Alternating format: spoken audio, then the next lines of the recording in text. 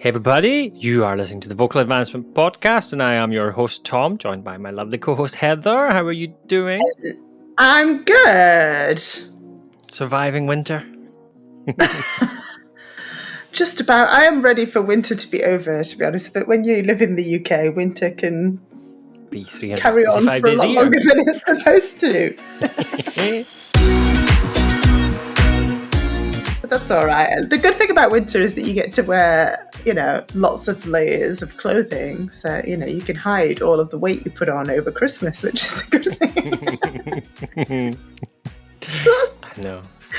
Gives you time to prepare for summer where you might not want to wear as many clothes.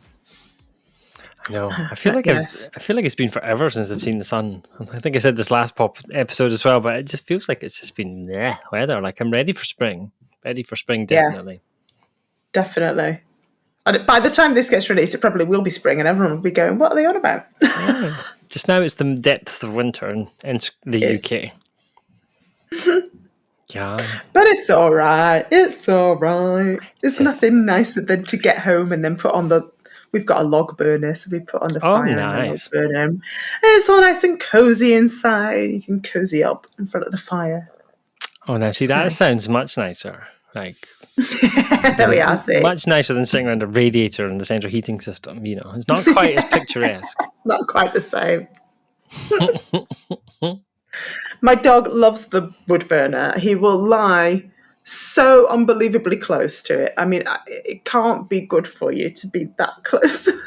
You'd think he would get too hot. He's covered in fur. But no, he gets as close as humanly possible to that log burner when we put it on. See, our dog doesn't like it. Like, we've been in holiday cottages with the log burner, and like our dog will physically body swerve like round the table or like under or through the table to get away from it for some reason. Don't know why. We've never had a bad experience it, but he just doesn't like it. Well, there you go. He'll charge head first into the oven if there's like chicken or turkey in there, but he won't go anywhere near a log burning stove. Oh, bless He it. did that when we got him. We've had him 8 years this year, and when he was a puppy, he was like 14 weeks old at Christmas time, and I was cooking at my grandma's house for like 6 or 7 people, and he was really, because he was so young, he was really upset and just like too many goings on. So the only way I could get him to sit was to put a blanket right in the corner of the kitchen where I was cooking, and he kind of cuddled into my foot. But because he'd never been near an oven, and my grandma had an oven that was right at the floor, as soon as he opened it and he smelled the turkey, he went bolting in. And of course, I was holding something, I can't remember what I was holding, but screamed and dropped it as I tried to grab him because he did not realise the oven. Oh, no. Poor thing. And by poor thing, I mean me. Like, I got such a fright. It was a good job I wasn't shocking someone.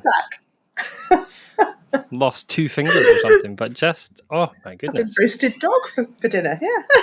I know. We were going through our pictures because it was my mother-in-law's 70th birthday the weekend, and we were going through, like, looking for old family pictures from holidays and stuff, and found the Christmas pictures of him in this little red blanket, like, snuggled up in the corner of the kitchen. And I was just like, oh wow, that felt like last week, and it was like almost 8 years ago. It's mental. That's crazy. I know. Time flies too quickly, doesn't it? It does.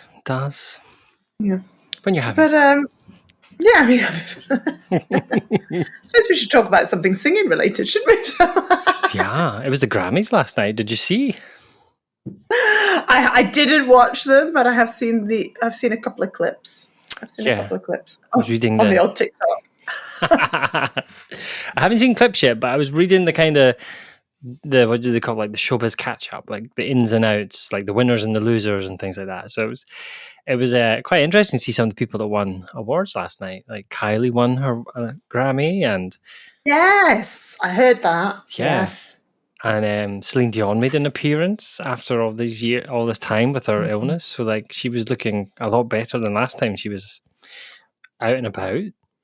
But yeah, it was really interesting. I'm looking forward to seeing some clips of the performances. Yeah, and watch the whole thing. Can you watch it in the UK? Did they stream it or something? Oh, I'm sure you can find it on YouTube. They're very quick to take it down on YouTube. Like, there was that infamous performance of like Christina Aguilera, Jennifer Hudson, Yolanda Adams and Martine McCutcheon, is it, singing like an Aretha Franklin medley? Like they went to great lengths to pull all the videos of that down anytime they popped up. Really? Yeah, I don't know why. It's very odd. Yeah, it's a bit odd. I don't know. I have my ways of finding these sorts of things. In the musical theatre world, they just call everything a slime tutorial. I did wonder, because the first time I saw that, I was like, Elle does a slime tutorial. I was like, what on earth? And then realised it was like Legally Blonde. If you want to watch a Broadway show that somebody has sneakily filmed, just search for the show Slime Tutorial. Are you giving it away? Find it on YouTube. I should probably not tell everybody that. I should be encouraging. Yes, I confess. I did go and watch 6. I was going to say, I've enjoyed many a new show that's on in Broadway that I can't see because I'm in the UK. Yeah. On YouTube. It's very naughty, so we mustn't promote that, but I do enjoy it.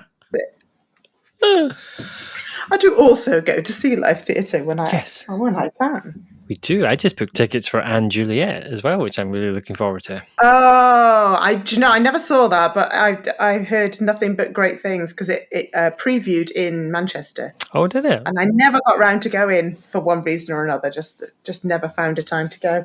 But I heard some really good things about that. Yeah. I just saw Hamilton not that long ago in Manchester, and the UK tour is immense. They are, dare I say, even better than the West End cast. Yeah, it's in Edinburgh. It started tonight. We were going to go and see it until we saw the price of tickets. I was like, I was watching it on Disney. Don't get me wrong, I don't mind paying for it, but you absolutely have to go and see it. Honestly, it's one of those shows that you kind of go watching it thinking, it's all been overly hyped. Like, it's not going to live up to the hype. I'm only going to be disappointed. And then you watch it and you're like, whoa, I understand the hype. Like, it totally lives up to the hype. And it's one of the only shows that I've taken my non-musical loving husband to see. And he has come out of it and gone, yeah, it was pretty good, actually. I quite enjoyed that. Oh. That is high praise indeed from my husband. He's not the most forthcoming with praise when it comes to theatrical performances. So the fact that he was moved to say that he enjoyed it means that it must have been phenomenal. Anyway, we digress again, as per usual. I know. Who's on our show today? We've got a guest on our show today. We do. It's not just us waffling on, I promise. So we're speaking to the lovely Lisa Strong today. Yes. And Lisa is actually an occupational therapist. She's not a voice teacher, but she does run a choir and leads a choir that she kind of fell into doing. And she recently completed a master's in vocal pedagogy because she wanted to learn more about how she could link her job as an occupational therapist with her passion for leading this choir. And so she found some really interesting things. And so I think we should probably let her talk to us about that, shouldn't we? Yeah. Yes, let's talk to Lisa.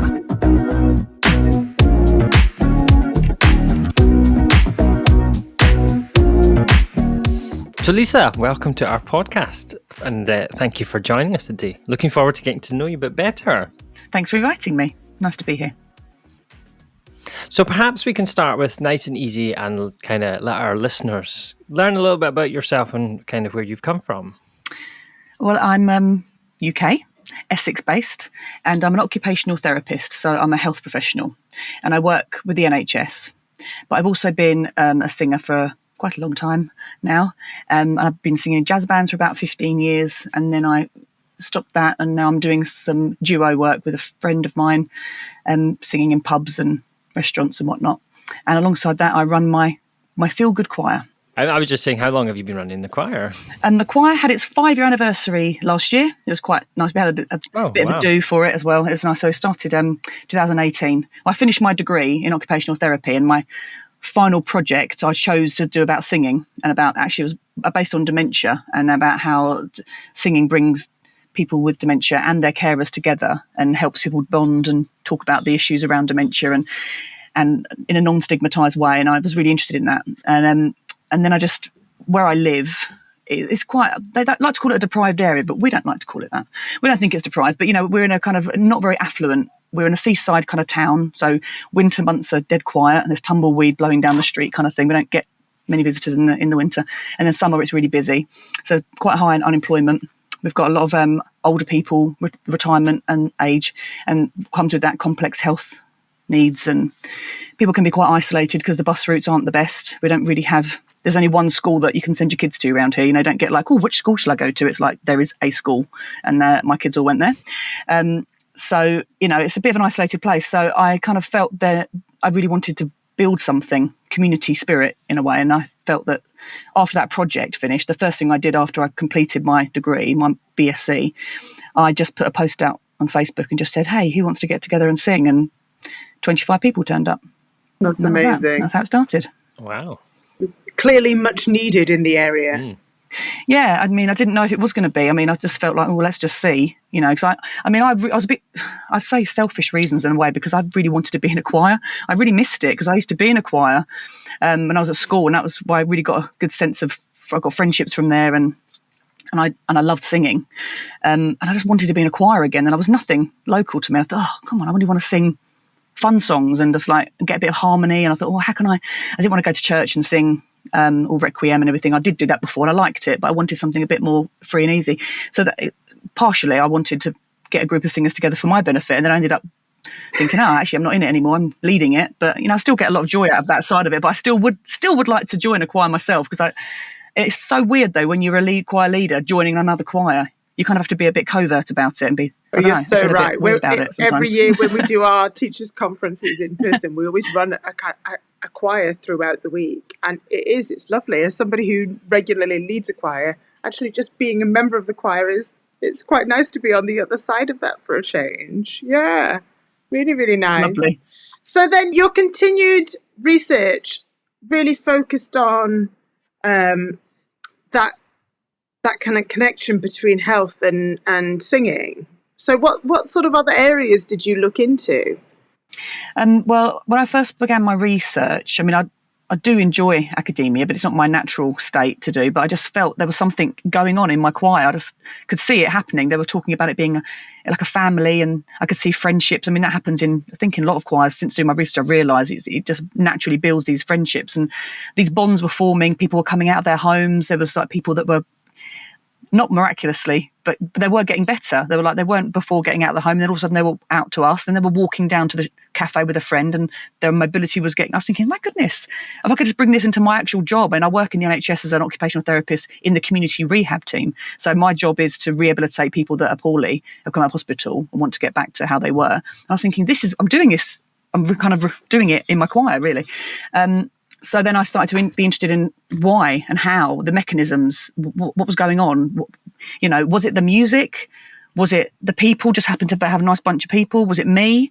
Was it, I don't know, the accessibility of the hall? Was it the kind of songs we were singing? Was it the approach I was taking? I was like, what is this going on here? So that's where my research started. My first bit of research, my first foray into research really for my master's, was about how to connect those conversations between health professionals and music and choir leaders, and how to make those conversations easier to understand, because health professionals, I'm in my experience, were kind of not listening. Well, they weren't not listening. They were just not getting it. They were not understanding all of the holistic benefits. It was, oh yeah, it helps you if you've got a speech impediment, or yeah, but we know it helps with Parkinson's, or But I was like, no, there's more to it than that. It's not just about specific health conditions. It's about community. It's about, and then when you build a community, you build resilience, and then they build their own health. So that's what I was trying to get to, really.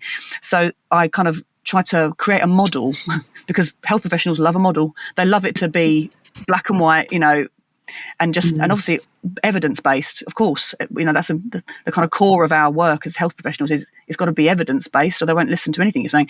So I was pulling all the evidence together, and I kind of mixed it with occupational science, which is the kind of core of occupational therapy. It's like the theoretical side of it, really.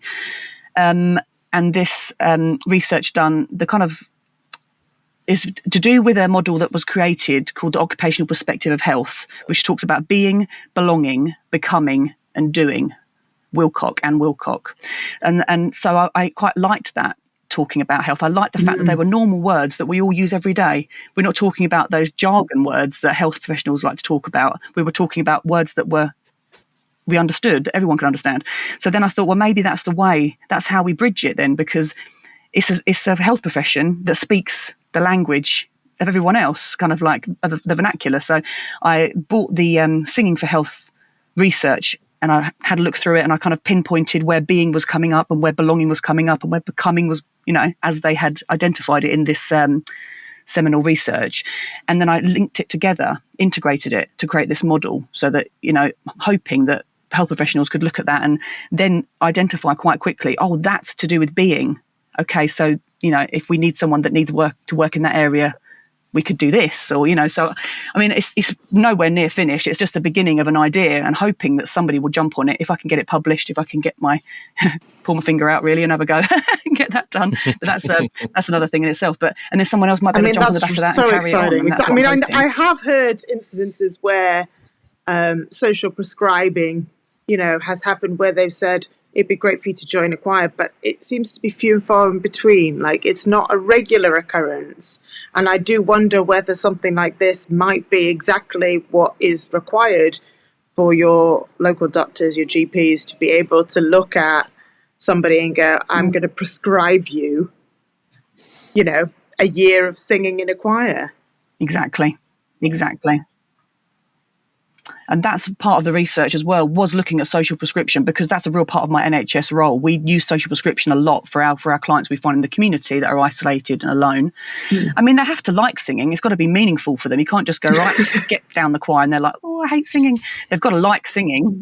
It's like gardening. I can't say to somebody, well, you know what, you've got real balance issues and your knees, are a bit weak, so you need to do some exercises for lower body strength. So my mind will say, well, digging a garden, it's not just going to sit in the house and do squats, because no one's going to want to do that, but go and dig your garden. But if they're not interested in gardening, you're not going to get anywhere with that, are you? But if you could direct them to a choir, and part of the choir, which I do try to integrate some physical activity in the warm-up to try and get them standing, sitting, sitter stands. And so it's all in there. And I think that's the beauty of being led by a health professional, is that you can see the holistic, you can look at the choir and you can present to them a game, but you can be thinking about how those goals, you're looking at some other goals. You may be looking at cognition, you may be looking at multitasking, maybe looking at, communication, so many different things you could kind of target. I love that. Now I'm really intrigued. Yeah. Like, what other things do you tend to kind of weave into your choir sessions that tick those health boxes that maybe us mere voice specialists who have no kind of medical background might not have considered doing? I mean, you're doing it. I think you're doing it already. I think choir leaders are doing it. It's just getting that realization that's what you're doing. I mean, just getting people to be able to sing something different to the person next to them. You're helping that person with attention and focus. I mean, someone that might struggle with that, with their daily activities, just trying to initiate tasks and focus on tasks and keep them a memory, just to try to keep, and having someone sing next to you singing a different part and you having to focus on your part. I mean, that's massive. And I'm practicing that every week. You're just going to get benefits from it. I mean, I think when you see a GP, they don't often think of singing, because they just think of singing in terms of maybe the musicality of it. Maybe they would think about the memory issues of it as well, because that's quite high up, that people talk about dementia and singing quite a lot. But it's everything. It's physical as well, mental health, obviously, and just those kind of cognitive abilities. There's quite a lot going on there. So and things like crossing over the body. So people that have maybe had a stroke, there's lots of activities that we can integrate into singing for that as well. So I think looking at it holistically is the main thing, and helping GPs and social prescribers to see that singing isn't just for a set amount of people. It could be for anybody, and maybe just advising it for people. But I think also trying to get people on board with it as well, getting people that maybe wouldn't go sing. I can't sing. I can't do it. You don't want to hear me singing. That's what I get a lot. I say, come and join the choir. Oh, you don't want to hear that? No one wants to hear that. You get that, don't you, all the time? But I mean, I try to make the choir everyone can sing here. It doesn't matter. And I advertised it as, I think I said something like shower singing, mumbling along when you don't know the words singing, blasting out all the wrong words type of singing, picking your nose in the car type singing. I was just really trying to make it really just anyone, just come, and then people turn up and they start off very quiet and timid and they haven't really got a voice actually. And then the amazing thing is that the voice starts to come from the singing, and it's through the support of the network of people around them that they begin to grow. And it's just exciting to see them progress. I just say it's lovely to hear the joy of singing and the power that singing has in a group on people and their well-being. And, I'd love to go to the doctor and get a prescription. You have to go and sing for a year. That would be amazing. Well, I'd love to be able to try and... That's why I think I've got quite a nice position, really, because I'm already working in the NHS. So I feel like I've got a bit of a... So I did bring a singing session to my colleagues. I tried to kind of touch on, and I did the singing, but I also put a table out and laid out all the research papers. And when I went to pick them up, most of them are gone. And I was like, hang on a minute, I didn't say you could take these. But, it was interesting to me. I thought, there's people who wanted to read about it. And actually they were thinking, well, they're trying to think about their patients and trying to think who they've got on their caseload and who may benefit, And it was just lovely to see that they'd picked up the papers and actually had interest in the research. That is interesting. Wow. So So for the choir, do you find you've got a wide variety of age groups and types of people? Is it quite mixed, or do you find there's a certain kind of group that comes along? I think it's a really mixed bag, and which I love. And I also found through my research that lots of people in my choir have been to other choirs before, but felt they didn't fit in. And that was a real big thing that came out from my research, the recent research I did, which is all about belonging, because my initial research made the model, and then the one thing out of the model that I was most interested in was belonging. So that's why I pulled that through to my final project in my master's, and I spoke about belonging, researched it, found a model in psychotherapy, and I just tried to mix them together. So it's really fun, but I aimed it all on my choir because I really wanted to explore my own choir, and I really wanted to give them a voice as well and really hear what is it that's happening, so that I could just maybe do more of what's good and do less of what's not good, and just change my practice really. So yeah, a mixed bag. And I think that, like I say, people that had been to other choirs before experienced this lack of belonging. And that was the main thing why they'd left, because they'd gone to a choir. No one really said hi. They were all in their groups. They were all cliquey. Nobody wanted to chat. Some don't have the breaks in the middle for that opportunity to have those social interactions. The choir master's style was very dictatorial, so they were intimidated because they couldn't really read music, but they wanted the joy of singing, but they felt a barrier for them. They couldn't do it. Sometimes the music was just too technical. They couldn't cope with the technicalities. Some of them had health conditions where they couldn't stand for long. They were breathless. Some people sing very, very loudly, very enthusiastically because they've got some cognitive issues, and they were asked to leave. So there's so many people that came to my choir after having done the research. I realised there were kind of odd jobs that do you know what I mean? They were just lovely people, but odd ones out of the choirs they tried to go to. Does that make sense? I don't say all my choirs are odd. They're not odd, or they're lovely, they're wonderful, but they just tried it. They had this passion, and then they were kind of like, no. And that's sad, isn't it? Because I truly believe singing is for everyone. Yeah, everybody it is sad. Who enjoys it should be given an opportunity to do it somewhere. And so it's magical that there are people like you in this world that go, do you know what? I will be the home for the waifs and strays. Just come to me. And I'm not precious about. I mean, we actually make a brilliant sound. We do, and I'm so proud of the sound that they make, because it's come from hard work, and it's also come from joy, and they want to be good for each other. I don't know. It's such a lovely feeling. And part of what we do, and part of what I've researched for the belonging as well, was that this pro-social behaviour that is so important to the choir members, and that kind of means doing things for others, contributing. And I know it's not part of the singing, but it is part of the choir. It's part of us. And so we raise money for charity each year. We choose one. They choose the charity. They take a vote, and it's up to them. And it's local, and it's usually something that we all know somebody who's got some illness or something like that. And then we raise the money, and everything we do concert-wise, they're doing it for that. And so, there's something about that really gives them that feeling. And then when we have choir practices, there's a certain couple that just go in the kitchen and do the washing up, and I don't know, they've got their roles within the choir, and in life they've maybe had this loss of identity, this loss of roles, which happens sometimes as you get older in life. There's lots of bereaved people in the choir, people that have had illnesses, like I say, and then their roles have had to change because they were working every day. Now they can't, and so they're looking for those roles. So that's why I started a committee. So now we're run by a committee, and it kind of gives vocational roles for people where maybe they were admin before, and then they had memory issues or hearing issues, which happened before, so they can't take minutes. So we know, and so the committee is very relaxed, but they still get to do roles and it's meaningful for them. And that's the real core of occupational therapy, is meaningful occupation, is what we call it. An occupation doesn't mean like a job, it means daily activities, it means the things you want to do that are meaningful to you. So that's the core of it, really. So what other things how do you as a choir leader try and encourage this sense of belonging? So I know you said you've done this committee, but then for the people who are not on the committee, what sort of things do you put in place to ensure that when people come to the choir for the first time, or they've been coming for a while, that they feel like they belong there?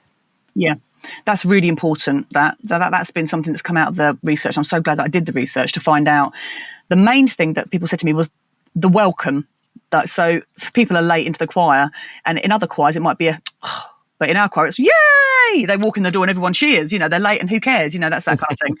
We kind of try to get the names, and we try to check in if people aren't here for a couple of weeks. I just try to do a little message to say, is everything okay? Anything we can help with?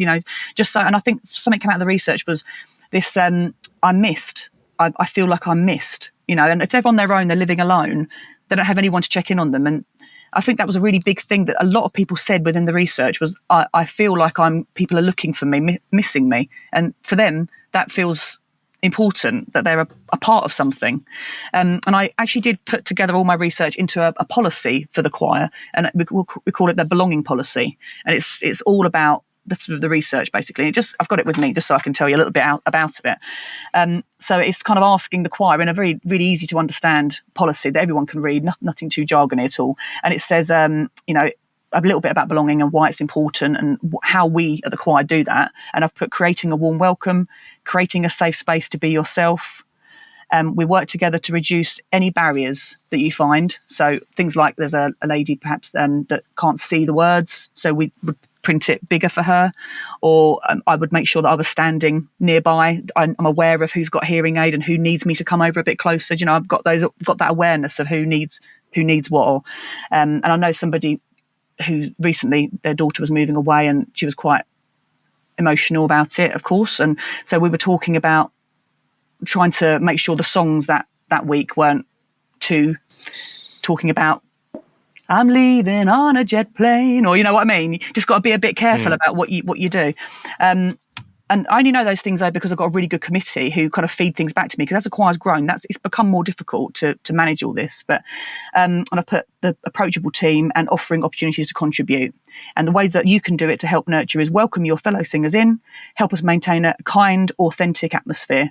Mingle, don't be afraid to be yourself.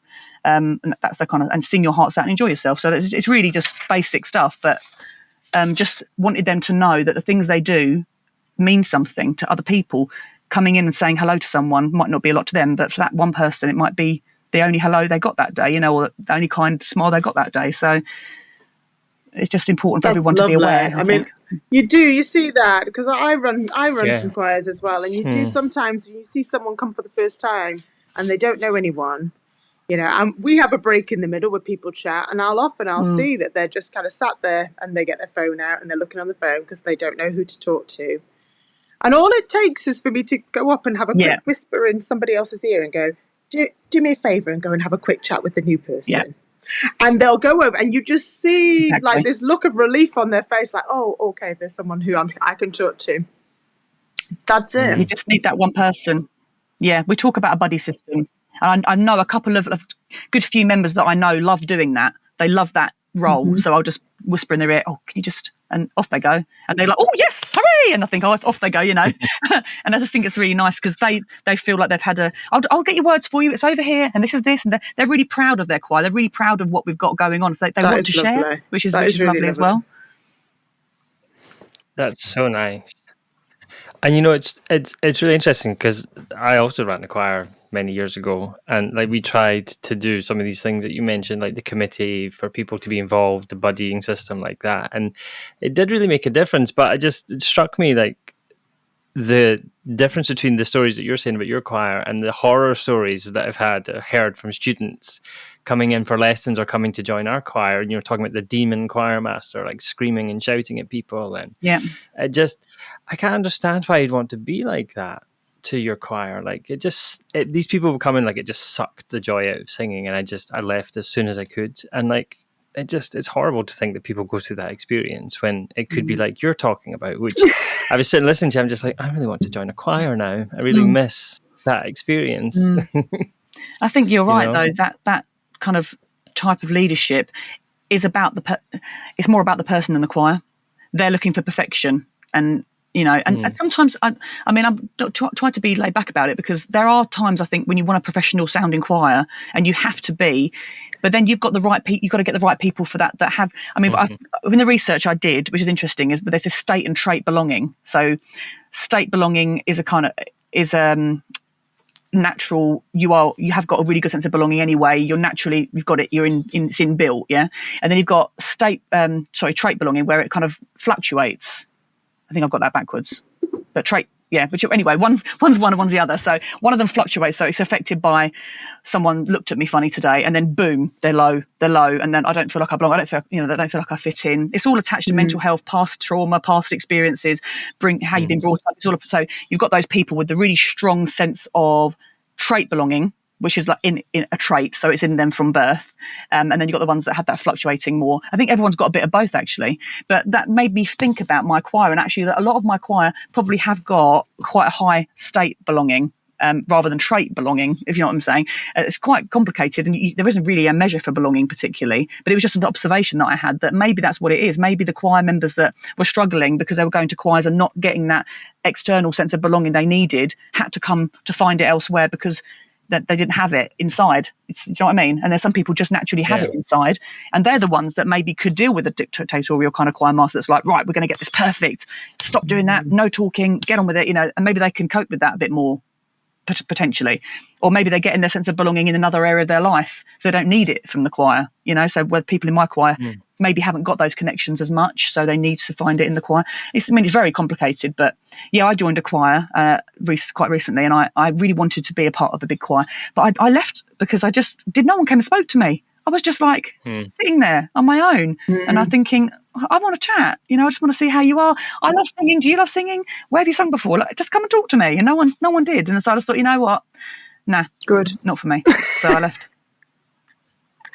But it's also worth mentioning, that phrase "horses for courses." I do think there are some people that just prefer that environment where the choir is looking for perfection, and they enjoy that search for perfection. I've had people come to my choirs before who've been in choirs like that, and they hated it. They came to mine, loved it. But I've also had people who've come tried out my choir, and it was quite evident right from the get-go that what I was doing, dancing around at the front there and having a joke with them, was not really what they were looking for. And they wanted something a little bit more serious. And so it was, I had no disappointment in the fact that they didn't want to carry on coming to my choir, because I could see this wasn't the right place for them to belong. Yeah, exactly. Yeah. I think that's a really important point, because like you say, I've had people come and join my choir and then gone, what's going on? They don't want it. They don't want it because they want structure, and you're not going to get that from my choir, because that's what we try to avoid, is too much, enough to get it going, but not too much. So yeah, the people have come, like you say, to Heather, to your choir, they came to mine, and you know what, though? I know you're saying, I did feel a little bit, to start off when that first happened, I felt a bit like, what am I doing wrong?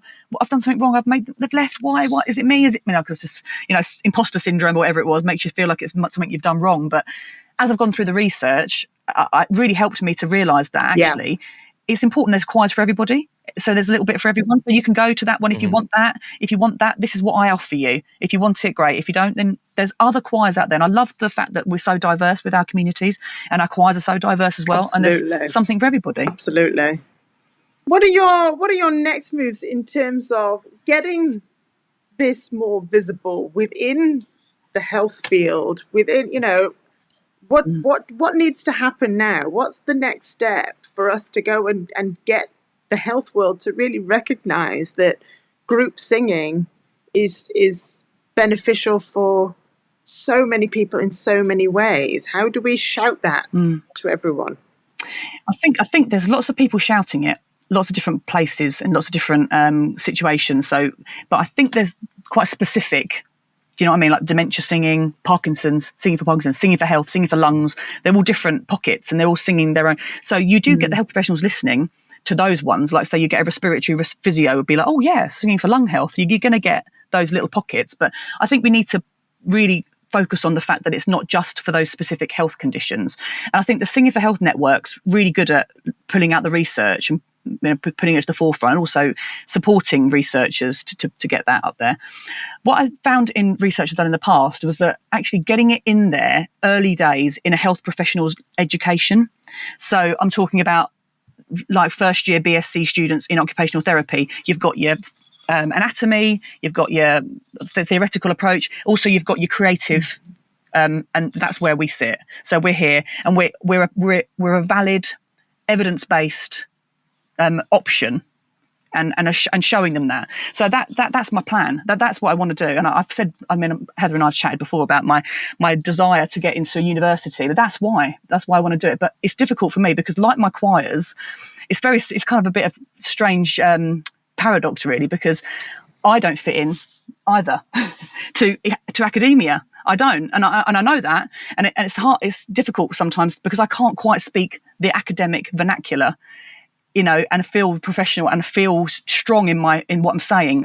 It's confidence a little bit, but it's also my background. I haven't had that kind of pure academic research background. I've come into it accidentally because I'm curious minded. But so I've been for interviews, haven't quite got there yet. But there's some other things bubbling in the pipeline, which are health related, to do with the university, linking in with our health team.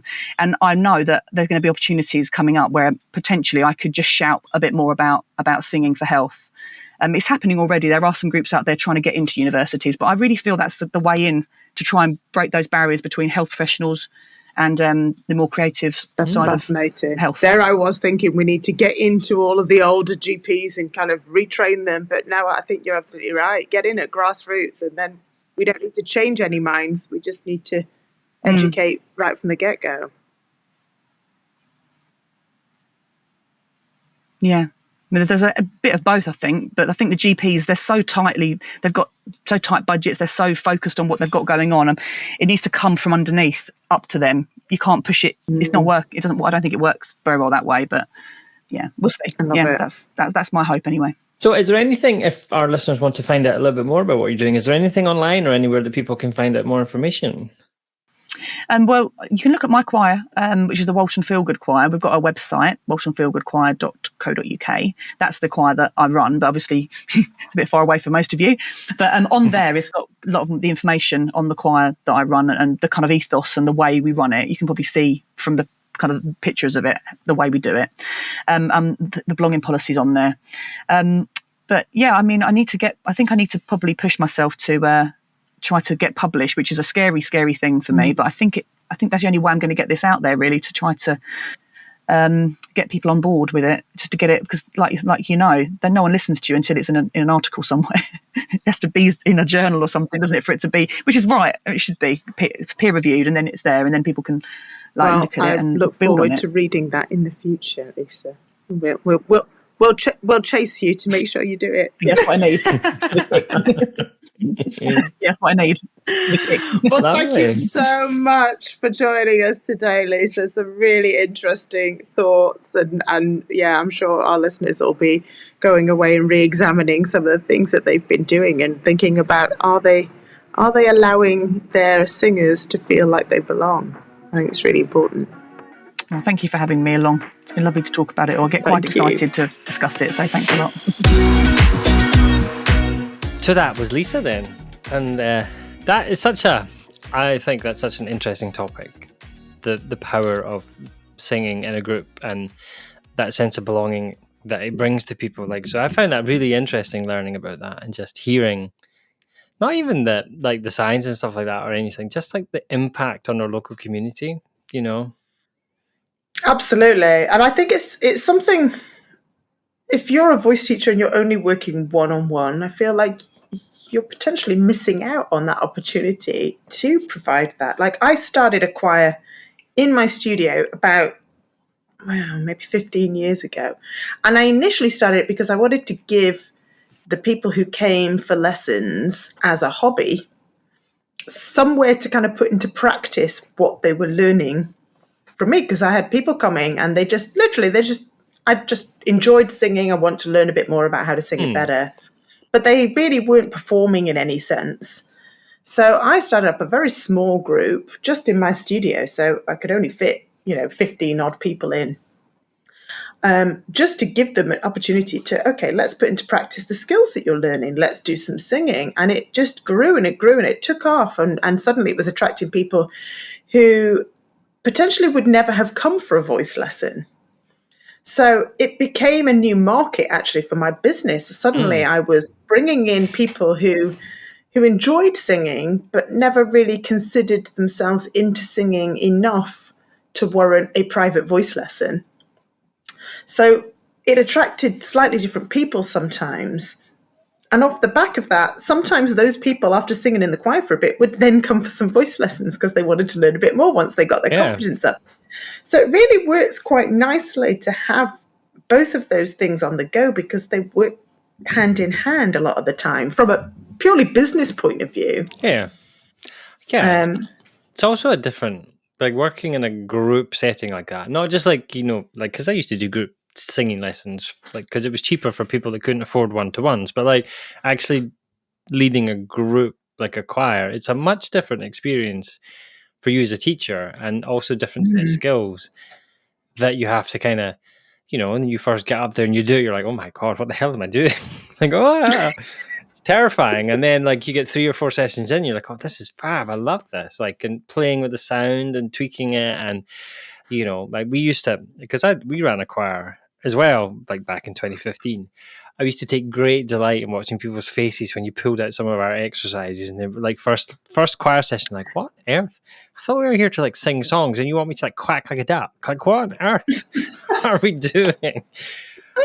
But it was just fun, like, and it made it fun. It just helped people to kind of ease in and be like, oh, okay, let's just make some silly noises, let's have fun. And I really like, it's so much fun to do that, just to Absolutely.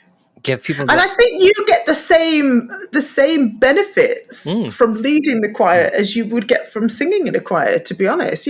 There will be some days where I'm feeling a little bit kind of maybe under the weather, or a bit tired, whatever. And I'm thinking, oh, do I want to go and do choir now? And then I go and I do, and I leave on a high. I'm buzzing. I'm so pleased. I'm in a much better mood. So my mood improves from leading the group singing and hearing them sing and seeing them, achieve things, just as much as the people who also report come into choir going, oh, I nearly didn't come because I wasn't really feeling right. But I'm so glad I came because now I'm feeling like over the moon and I'm really happy then. And that's really important, though, because if you think about it, there'll be people that are isolated, that are on their own. That choir session at night time will be their only contact with people for days. And, they'll be so looking forward to coming along, singing, having fun, chatting to their friends and stuff. And so, like, it's really important to hold on to that when you're doing these things, like, and realizing the difference and the impact it can make in somebody's life and for their mental health and their well-being and their mood and all that kind of stuff, because it's just, as it can really change some people's lives and give them an outlet, whereas they might just be staying at home on their own, miserable and God knows what. So I think it's a really important thing, and I would love to see, we joked about it with Lisa, but I would love to see the whole prescription singing thing. Like, I think that would be wonderful for people, And it is kind of happening. There are certain areas within the UK. I don't know in other countries what the state is for them, but there are definitely certain areas in the UK where the doctors will suggest to people and prescribe to them to go and sing. And there are, charitable organizations that do, singing groups for specific things. Like I think Lisa was mentioning, you might find a singing for lung health group where if you've had COPD or something that has affected long COVID has become a new thing, actually, that's affected your lung health, they might suggest that you try out this Singing for Lung Health group that's run by the NHS. Go and do it. It's part of your, you can do it for free because it's part of the NHS. But they are very much, or there's certain Singing for Parkinson's groups that I've heard of, or Singing for Dementia, But like you say, it would be good for people to recognise that actually, if someone's suffering with anxiety, or they're clearly lonely and are feeling quite depressed about that, then joining a group like that is just as beneficial for those sorts of things as anything else. I think so, absolutely. And I like the idea of making a lasting contribution to like a person or a community in that kind of sense. Like, because particularly, and you know this yourself, like a lot of choirs will go out and they'll busk for charities, or they'll do something for a local, care home or something like that. So like they give back to the community in so many ways as well, and enrich the rest of the community through the things that they do. So it's like it feels like win-win for everybody all around. The benefits, absolutely, and it's just nice to make, because the world's a bit of a crappy place at times, isn't it? And so it's just nice to have that bit of joy in life, good old sing song at the choir. Yeah, absolutely. I love it. I'm One of my favourite favourite things that I do with my choir is we go and sing at the Manchester Marathon every year. Oh, yeah. Cool. And just to kind of like G on the runners. We're not running the marathon. Don't. Now that would be impressive. Don't get me wrong here. You won't catch me running a marathon anytime. I'm not stupid. And in fact, the people running the marathon, they do not sell running a marathon to me. We stand around mile 22 and they look miserable as sin. They do not look like, they are happy about their life choices at that point. Oh, no, they're not. They're not. But here's the thing. If we can put a smile on their face, and we pick our repertoire carefully. We will sing things like I'm Still Standing at that point. And when they realise what we're singing, they start singing along. They, just to put a smile on their face when they clearly are a bit miserable at that point. It is just make you feel good. You do go away buzzing from it, That's lovely. That this really appeals to me as a person. I love the idea of doing that. Like, and just it's good fun. But I think, like, just to go off on a little tangent for a second, like, I think as people that run choirs, to put the shoe on the other foot, there's a lot of responsibility on us as well as to how we conduct ourselves and how we perhaps behave, because I'm sure you probably can relate, but I've had many stories of, the demon choir master that's screaming and shouting at people and reducing. I've even had people that have been reduced to tears because they've got up to sing a solo and they've been like shot down and flames and things like that. So I think as choir masters or choir leaders, we really have to be careful how we conduct ourselves. Perhaps this is a controversial topic. Perhaps we'll get people telling us just shut up. But, you got to be careful how you speak to people. I agree. I mean, I'm of the opinion that singing is for everyone. So I would rather make it inclusive and allow anybody to come and sing if they want to. Yeah. But there are certainly certain choirs where that isn't the ethos. Yes. And maybe there should, there's a time and a space for everything. But I agree, even if you want to be really kind of strict and to the point in what you're trying to achieve, there's still a nice way to go about doing that. And I can understand, like, if you're in a professional choir that's been paid to stand on stage and sing backing for Madonna, Celine Dion, something like that, I can understand that there's a certain amount of pressure there for the choir leader who's like, I have a major recording artist standing behind me that we have to deliver. So I can understand them getting rather frazzled and stressed, but everybody's there as a professional. But like the little community choir, and like, I mean, I've been in a choir and the choir master screamed blue murder at things, and they would walk around and they would stick their face in your face to listen to you singing. And the number of people that would deliberately sit at the back for that reason, so she couldn't do that to them because they were terrified of being heard. And I remember saying to her, I was like, I don't want to be rude, but do you realize like how ignorant that is to somebody that's terrified of being heard and that just wants to melt into the group and not be heard. And you go and single them out like that. Like, I'm surprised or not surprised that a lot of people don't come back to this choir for that reason. And her behavior was atrocious like that. What does she say to that, Tom? I can't repeat it in polite conversation. But shortly after that, I was booted out the choir. Oh, Tom, you rebel. I just felt so bad for these people. Like, you know, I mean, don't get me wrong, I didn't particularly enjoy having her shove her face in my face when I was singing, but, you know. No, that would make me feel uncomfortable too. Yeah.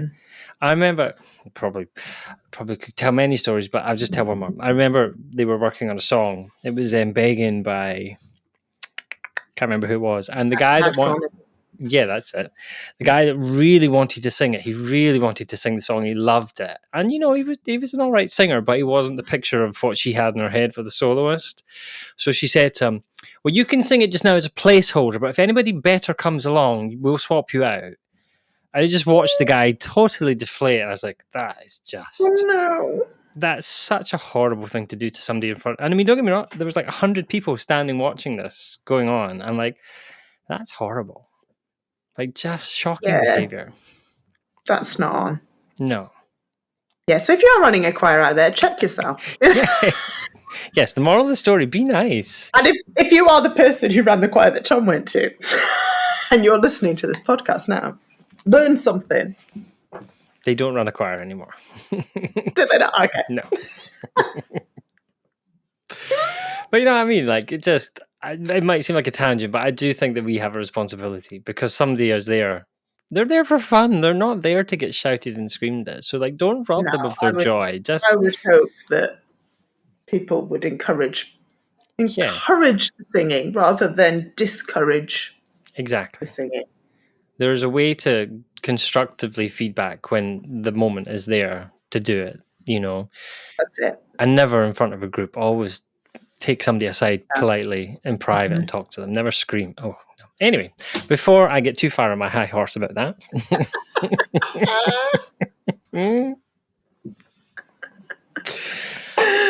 But that's right. But it does link back exactly to what Lisa was talking about, which is about creating a sense of belonging. You know, and like I say, after speaking to her, you know, I was thinking, am I doing that in my choir? So I think checking yourself and just kind of checking in, are we doing everything that we could be doing to create that atmosphere of belonging? I think that's only a positive thing. I totally agree. And the one thing I liked about she said was that how they run it kind of what was it, like a not community, there was a word she used, but like where everybody had a say in the choir, like the stuff that they did and how it was run. What was the word she has a committee and things? Committee, that's the word. I really like that idea as well. Like it makes people feel like they're part of the process, that they have a say in the stuff that they're singing and they're doing, and like I personally would find that very appealing to be in a choir like that, where you had a say in the repertoire and the stuff that was going on. Like, you know, I think that would be nice. Absolutely. Because lots of people love to get involved in that stuff and they want to volunteer and be there and helping and stuff like that, you know, so giving them that opportunity to step up and contribute even further. Yeah, absolutely. I have choir members sending me actual kind of arrangements and things. Oh, wow. Can we do this arrangement? Can you buy us this one? We want to do this one. Even better. Exactly. I'm like, you've done half my job for me. Thank you. I'd love that. Okay. Oh, dearie me. So, we don't know at this point who's on the next episode, do we, Tom? No, we don't. It's like a potluck roulette.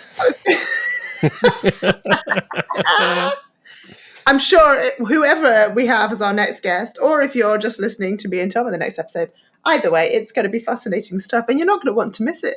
Yeah. So what do people need to do if they want to make sure they don't miss the next episode of the podcast, Tom? Yeah, because we were interviewing some lovely people for this season, so there's lots to do. So yeah, wherever you're listening to this, find the follow or the subscribe button and get it clicked, and that will let you know when the next episode comes out. And it's also on YouTube as well. So if you want to see me and Heather shenanigans and our frozen faces as our internet cuts in and out, you can watch on our YouTube channel. Just go to YouTube and search for Vocal Advancement Podcast. and you'll be able to see the video of our frozen faces. Amazing. And you can subscribe there as well. You can, yeah, because there's lots of Or other you stuff that can comes say- out on that channel. I love it. Yeah. So get yourself subscribed, whatever it's called, so that you don't miss out on the next episode. And we will see you for more fabulous voice talk next time. Yeah. Have a lovely day wherever you are, and take care. Bye. Bye.